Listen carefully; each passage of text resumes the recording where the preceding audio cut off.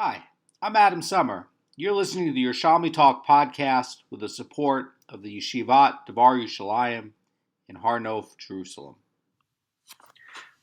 This is Sheviis, chapter 9, Halacha 2, and we're going to be finishing up the Halacha today. So, yesterday we were learning that effectively there's really 9 sections of land in Eretz Yisrael. You have these 3 larger categories, like you have the area around the Galilee, and then you have the area around Judea, and then you have this other area that could be either in the Transjordan, or it could be, some people interpret it as an area that's close to Jaffa and around Lod, and these low-lying areas around that area. And then you're going to split up from these areas, you're going to split up the land into 3 topography areas. One will be with mountains, one will be with valleys, and one will be with lowlands. And we were learning yesterday that if you have something that is subject to Beur in your geography, let's say you are in the mountain area in the Galilee, and it leaves the field in the mountain area in Galilee, and it's still available in the mountain area in Judea or elsewhere, your product is still subject to Beur, because we go by the geography of where this product is from, and specifically one of these 3 topography subsections. So, for instance, let's say you have your cucumbers in the mountainous area in the Galilee, and they go out of season, and they're no longer in the field for the animals to forage, and now this will be subject to Beur. But then you look at it and you say, oh, but in the Galilee, in the lowlands, and also in the valley areas, the cucumbers are still growing, they're still in the field. Well, the answer is that no, in the mountain area, these cucumbers come from the mountain area, and this is no longer in the field. And so your cucumbers over there, even though it's still available in the valley area, are subject to Beur. You have to put them out. And again, there's a maloket as to whether you destroy them or whether you just put them out. That's a maloket Tanaim. So today we're going to be getting into the details of these subregions that are mentioned, and let's get into it. So we're going to talk about the Galilee first, and we're talking about, again, this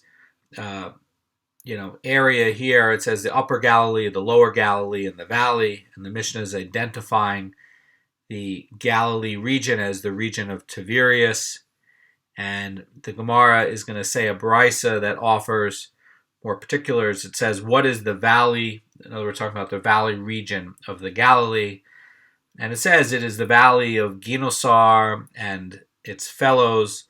What are its fellows? This is going to be the valley of Ginosar, is going to be where the Sea of Galilee is, where the Jordan River enters the sea, and the valley is going to curve westward, and it's going to follow the banks of the Sea of Galilee, and it's going to go past Ginosar and Tiberias, and it's going to go to the west bank of the Jordan until the valley of Bet Shean. All of that, by the way, is a very quick drive. Bet Shean from this area is really very, very close. When you actually get in a car and drive this, you might take 15, 20 minutes. It's not very far. So, the Gemara says it is the valleys of Ginosar and its fellows, and so too other valleys like these that are found in the Galilee. And when you drive through the Galilee, you will see that it is a very hilly, mountainous terrain. There are lowlands, there are these valleys. And why? Because it's following a river system. The Mishnah said, and then it's moving on to the next section. The Mishnah said, and in Judea, this is going to be the other subland that we were talking about, this other region. And it says the 3 sublands there are the mountains, the lowlands, and the valleys. That's what the Mishnah says. And the Mishnah does not provide the location of these areas. And the Gemara is going to cite a Baraisa which does. And the Gemara says, what is the mountain of Judea? This is the mountain of the king. In other words, this is talking about where the Bet HaMikdash is going to go. The Gemara says, and Judea's lowlands, they are the lowlands of the south, and the valley of Judea is from Ein Gedi until Jericho. So Ein Gedi you can visit today, and that's near the Dead Sea, and Jericho is going to be north of the Dead Sea. It's going to be up in that area. And now the Gemara is going to identify the mountains, lowlands, and valleys of the Transjordan. Transjordan is interesting because Moshe Rabbeinu took over a part of it, actually from the kings that were living over there. And we covered this in Sheviis, that there was an issue where Hashem made a promise to one of the kings over there that the land will be his, and then one of the Canaanite kings came, kicked them out, and took the land for themselves and settled there. And when Moshe Rabbeinu came with his army, he kicked out the Canaanite king and took the land. So this is the area of Bosra or Batsra.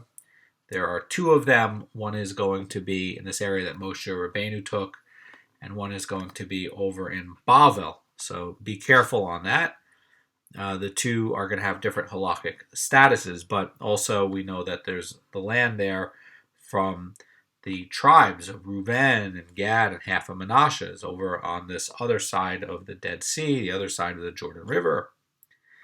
And the Gemara is going to identify the mountain, lowlands, and valley of this Transjordan area. It's going to say, what is the mountain of Transjordan?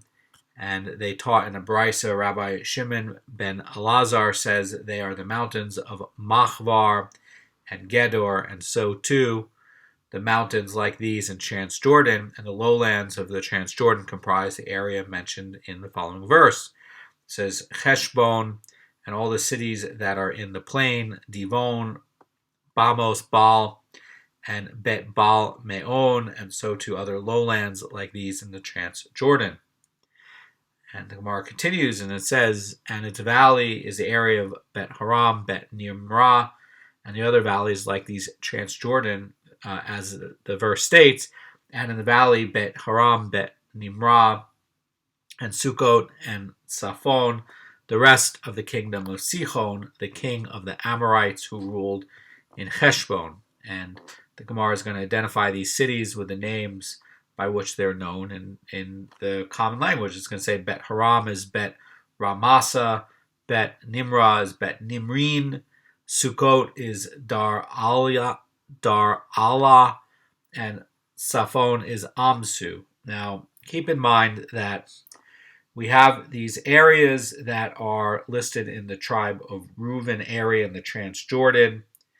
And the question is, why is it that we're talking about these three main areas in the Mishnah, and then now the Gemara is adding in the Transjordan area? And this is talking about the Babylonian exiles. And the Babylonian exiles did not take back this area of the Transjordan. And so that's going to be one reason why it's going to be listed separately in the Gemara, but not the Mishnah. This, by the way, is going to be land that is going to be subject to the laws of Olei Mitzrayim, because it was taken by the Olei Mitzrayim. It's not necessarily going to be taken by the Olei Bavel. I want to follow up on this with a comment by the Rambam in his commentary in 428. It's going to be in Biur, in his Shemitah 4:28, and he says that the biblical law of Sheviis is stated only in Eretz Yisrael proper and not in the land east of the Jordan. Sheviis is not a biblical obligation, but a rabbinic one there.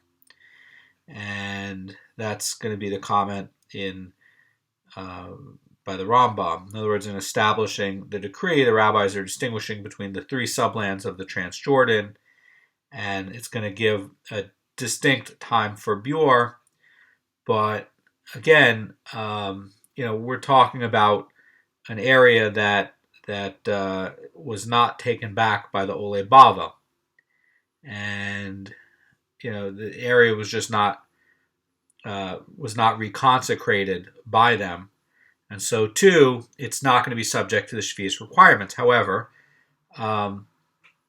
what's interesting is, the Mishnah in Yadayim does discuss the areas in Ammon and Moab, which is going to be this Transjordan area, and over there in the Mishnah, it's going to say that the areas were never conquered by Moses, and since these areas were never consecrated, they are not subject to Sheviis law. That's going to be the note by or what it says in Yadayim, the Mishnah in Yadayim. And the question is this really going to be a law that is here because it's talking about the future, when there is a future conquest, and when the Mashiach comes, because some of this area is going to be getting the cities of refuge, and there's a lot of Gemaras that the land of Israel is going to expand, so to speak, and so we will be getting this in the future. So the Gemara is going to teach a related law, that the lowlands of the mountains are like the mountains, and the mountains of the lowlands are like the lowlands.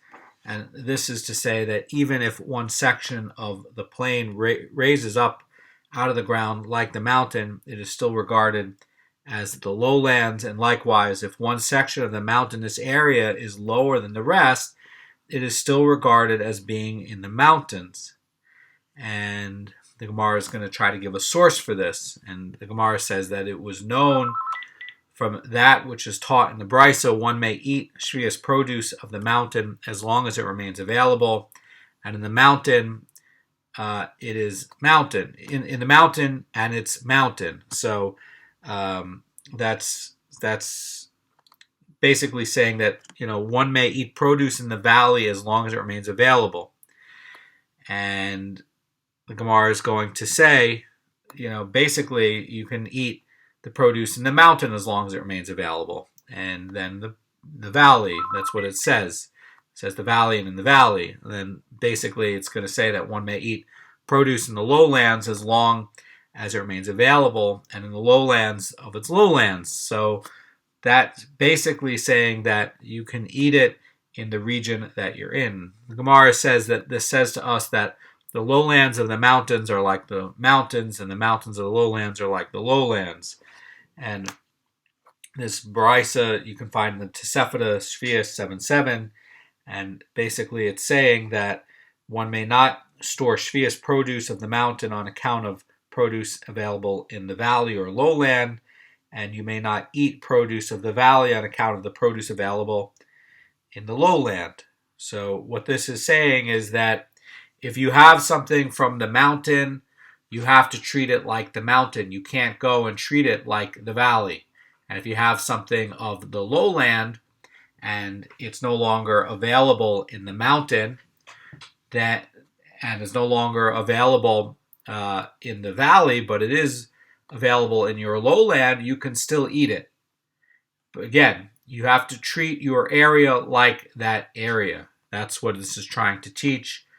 And the Gemara is going to give a proof from the Mishnah. Rabbi Yossi says, our Mishnah said this too when it was stated, and its mountain is like the mountain of the king, from Bet Haran until the sea, a single land. And the Vilna Goan is going to say about this that the area of Bet Haran contains areas of three topographical types. It's going to be the mountains, the lowlands, and the valleys, and yet the Mishnah refers to this area as a single land, and clearly the presence of higher ground and lower ground in a given region does not alter its essential character. And the Gemara is going to give support for the contention that Bet Horon is deemed a single land despite being composed of all three topography types. The Gemara says that, and by the way, Rabbi Yochanan is going to come and point out a difficulty, that the Mishnah is speaking of only three regions that contain three sublands, when in fact there are four such. You have Judea, the Galilee, Transjordan, and the Bet Horon area. Now, again, what do we do with this Transjordan area? Because it's being put in here, and the question is that the Mishnah is only listing these three areas. The Mishnah is extremely precise, and it leaves out the Transjordan area. That is very telling. The Gemara says, Rabbi Yochanan says, it too, the region of Bet Horon, has in it mountains, lowlands, and valleys. For Bet Horon until Amos are mountains, and from Amos until Lod are lowlands, and from Lod until the sea is going to be a valley. And the Gemara says, let us teach that there are actually four lands in Eretz Yisrael, each containing three sublands. And this is not a difficulty, for the sublands of Bet Horon are combined together and are therefore not deemed to be separate regions. So what Rabbi Yochanan is saying, he's saying that the region of Bet Horon is basically a valley, and when you drive on the highway from Jerusalem into Tel Aviv, you can see that very clearly. Rabbi Yochanan is explaining that these anomalies are not judged independently with regards to Beur, but are regarded as mountains of the lowlands of the valley. That's to say that although these areas are higher or lower than other sections of a valley, you have to treat it like a valley. So if you're driving and you see a tall hill just sitting there by itself, since the main area is going to be a valley, you have to treat it like a higher area of the valley. And what this is trying to say, says Rabbi Yochanan, as explained by the Vilna Goan, is that these areas are not independent subregions, and the Mishnah does not classify Bet Horon as a primary land containing three sublands. And the idea here, says the Vilna Goan, is that although Bet Horon does not contain three sublands, it is deemed as an independent region in terms of its Beur deadline. And the Mishnah states from Bet Horon until the sea is a single land, meaning that it's for a single purpose of Beur. In other words, that from Bet Horon until the sea is treated as a single land. Don't look at a hill or a lower indentation in that area. Just treat it as a single land for the purposes of Beur. And the Gemara is going to continue, and it's going to ask about the status of Beur for Syria. Good question. The Gemara says that it was taught in a brisa. Although there are mountains, lowlands, and valleys in Syria, they are not three lands for Beur in Syria. The Beur deadline for Syria does not take effect until the produce has disappeared from all three areas. Again, the land in Syria, this is going to be land that was done by conquest by King David on a personal war, not a national war. And so what this is trying to say is that the area which got annexed to Eretz Yisrael by King David, that although Syria is not technically d'oraita part of Eretz Yisrael, the produce is subject to the law of Sheviis by rabbinic decree.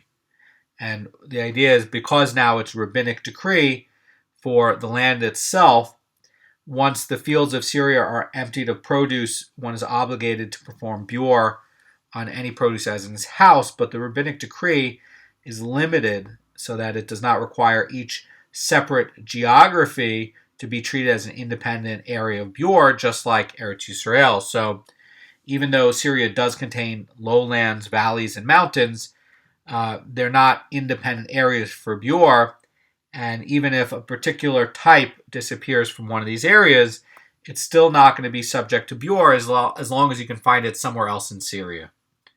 The Mishnah stated, Rabbi Shimon said, they did not speak of 3 sublands except with respect to Judea. And this is an interesting nuance. Rabbi Shimon is holding that only the 3 sublands of Judea are considered to be independent regions on Beur. So when we're talking about the valley, the mountain, and the lowlands, Rabbi Shimon Bar Yochai says this only applies for Beur for Judea, the subregion of Judea. It doesn't apply elsewhere. And he's basically saying that the other areas like the Galilee or Bet Horon, these other parts of Eretz Yisrael, are going to be treated like the mountain of the king with regards to this. So what does that mean? How do we understand this? And the Gemara is going to explain. The Gemara says, come and see, according to Rabbi Shimon, those who dwell in the valley of Judea may not continue to eat its stored Sheviis produce until the Beur time of the mountain of Judea. That's to say that the produce found in the fields in the Judea mountains does not serve to permit consumption of stored valley produce. And so it says, those who dwell in this valley in Judea may not continue to eat its stored Sheviis produce until the Beur time of the mountain of Judea. And the idea is that the produce generally remains available in the field later than anywhere else in Eretz Yisrael. So the idea is that go by the mountain of Judea because this area here is the last one to leave the field. And if everybody goes by the mountain of Judea, that's the way to do it because really the fruits of the Judean valley are subject to Beur as soon as its produce is depleted. And basically that there's going to be different deadlines so that basically if you had cucumbers in one of the 3 regions in Galilee, according to Shimon Bar Yochai, the cucumbers will leave the field in this area in Judea after the subregion in Galilee. And he's saying that we're going to go by only the area of Judea so that you're not going to have to put it out for Beur in the Galilee until it leaves this area in Judea. That's what Rabbi Shimon Bar Yochai is trying to say. And the Gemara is going to continue. It's going to say, but those who dwell in the valley of the Galilee may eat its stored Sheviis produce until the Beur time of the mountain of Judea. In other words, even if the fields of the valley in the Galilee is going to be empty of the produce, you don't perform the Beur because if it can still be found in the mountain of the king area in Judea, that's going to be when you determine Beur. It's not going to be in your area in the Galilee. So that even though it's left all 3 areas of the Galilee, if it's still available in Judea, you don't have to put out your produce for Beur. And that's going to be the idea. In other words, that the 3 sublands are only going to be for Judea. It's not going to be for these other areas. And the Mishnah said that all the lands of Eretz Yisrael are as one with regard to the Beur of olives and dates. And the time of Beur for these fruits occurs simultaneously throughout Eretz Yisrael when the last of them disappears from the fields. The Gemara continues, and it says, it's going to expand on this ruling, it says that they taught in a Brisa all the lands are as one also with regard to the Beur of carobs.